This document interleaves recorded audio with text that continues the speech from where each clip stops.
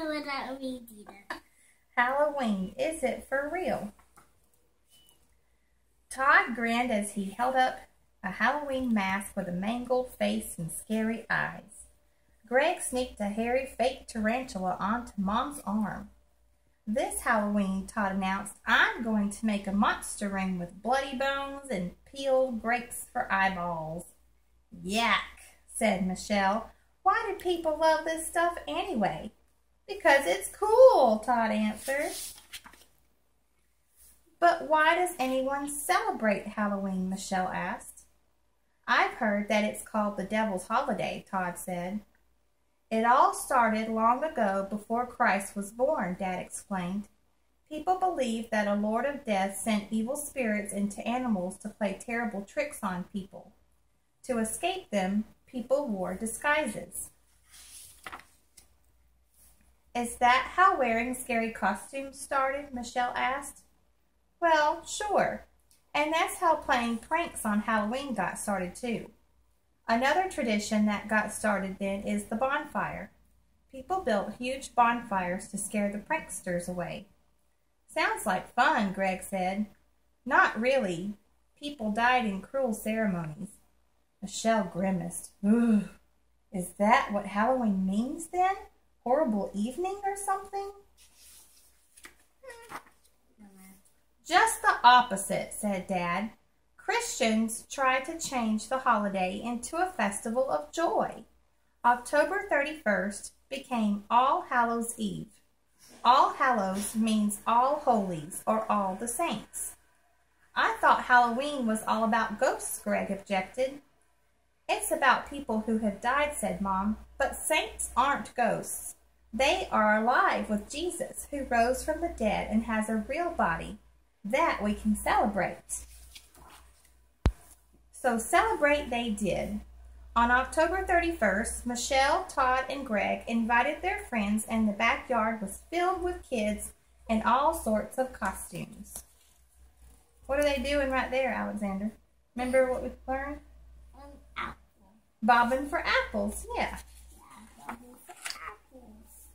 Later, jammed into the family room for cider, caramel apples, and popcorn, Michelle started telling her friends about All Hallows Eve. It's our time to remember Grandma and Grandpa. They're not really dead. They're alive with Jesus. Oh, alive with Jesus. My grandma died last year, a girl said. She taught me a lot about Jesus. We miss our loved ones, Mom said, but they're not sad. They're happy and in a different world. We'll join them someday if we know Jesus, for he has conquered the forces of death and evil, said Dad. Before going home, everyone sang Amazing Grace. When we've been there 10,000 years, bright shining as the sun, we've no less days to sing God's praise than when we first begun. That night, Greg said, I still get scared. When I'm trying to get to sleep, the plant in my room looks like a monster. And sometimes I get bad dreams, said Todd. And my ball is looking like a monster. It does. That ball is making a shadow, isn't it? Yeah. But is it a monster? This sounds a monster. Well, it looks like a monster, but it's not really a monster. It's just a shadow. No. And shadows don't do anything bad. And its plane looks like a monster. It looks like it, don't it? Its shadow does, because it's dark and the moon is shining, so it makes that shadow on the floor, but it's not really a monster. Let's see what they do to help them not be afraid. Michelle asked, Mom, how come we still like scary stories and movies no matter how much we believe in Jesus?